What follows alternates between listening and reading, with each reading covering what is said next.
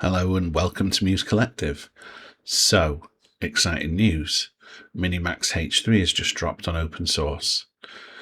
I've been using LTX Director for a little while now and I've just got my head around that, and now they've dropped this one, which actually, when you look at the workflow, is way simpler. Okay, so this is just a short video. I just wanted to introduce it and give you a little heads up on how it works. So, as I mentioned, this is so much of a simpler workflow. You can get it directly from the template section. So the one we're looking at the moment is MiniMax H3 reference to video. To make sure that it works, you need to make sure that you're on the latest version of ComfyUI, so make sure you update. And then you have the install notes over here. So the main one's the model links. You're going to need to download these. There are different diffusion models. I've literally just tested this pruned version. I've just gone with the workflow as it is, just to test it all out. I will be testing other versions, but if you have a look on Hugging Face at the repo, the diffusion models, they're pretty big. There's a 66 gig file there, which I will not be using, even on my 5090, not until someone invents LoRa to speed it up somehow. And the other one's pretty hefty too, so we've gone with the one, as I said, that's in the workflow, which is this one here, the pruned one, which is 21 gigs. So that should fit nicely on a 4090, 5090. But yeah, so let's have a look where we are.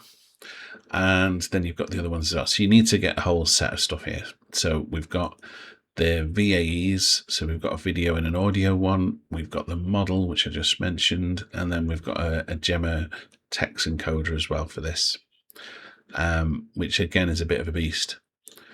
There's a few bits and pieces there in terms of notes on MiniMax H3.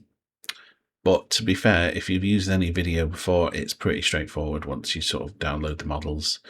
And also, obviously, make sure that you downloaded the models into the correct folders. So once you've downloaded them, go into your models and ComfyUI, find your diffusion model, find your text encoder and your VAE, and drop them in there. This one, as I mentioned, this one, or I may not have mentioned, yeah. So this particular workflow is the reference to video. And if you have a look on here, this is the one, this is the magic node. So you've got clip, VAEs, and you've also got 1, 2, 3, 4, 5 reference image toggles that you can use. And you've also got a video and video, audio, and audio. So I thought I'd just test it out with 4 images. So extra points if you can see what film I'm trying to recreate. Oh, it gives it away in the title. Never mind.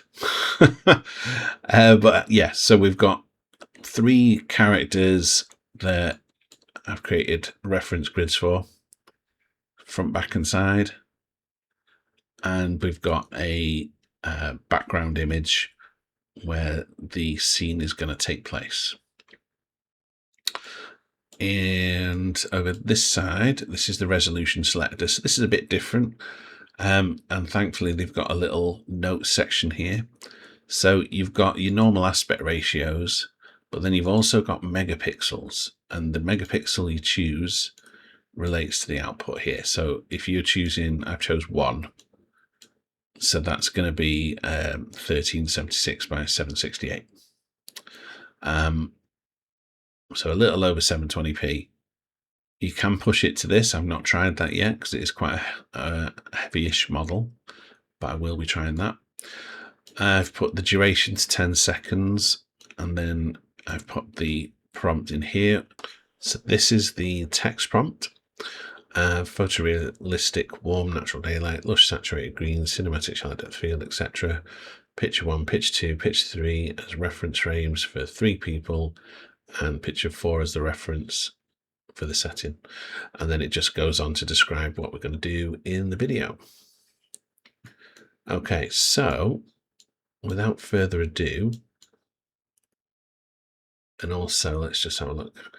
So yeah, on the sampler, we've got res multi-step for this one and at 20 steps. So again, it might be worth playing around with that, see what sort of different videos you can get from different samplers. But let's get this one running. And I've already trialed this one, so it does take a while. So I'm going to pause the video and come back to you with the final result.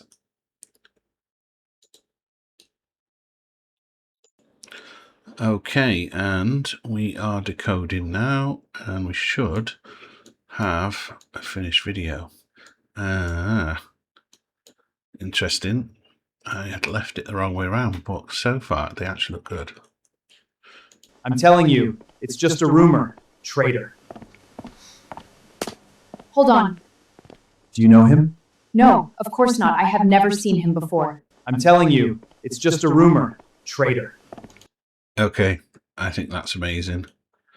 So, if you'd have seen the generations I tried to do on LTX with this scene, you'd know how amazing this actually is.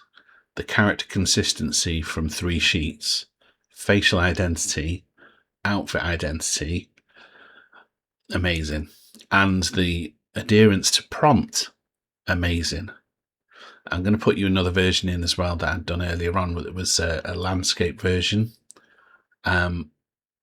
Yeah, okay, so play around with it. This again, just a short video because I just wanted to show this workflow off.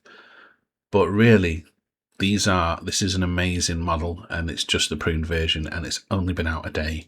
It's bound to get better. There's bound to be a lot of people jumping on new LoRa's or new extensions and versions of this, so keep an eye out on it. I'm telling you, it's just a rumor, traitor. Hold on. Do you know him? No, of course not. I have never seen him before. I'm telling you, it's just a rumor. Traitor. Hold on. Do you know him? No, of course not. I have never seen him before.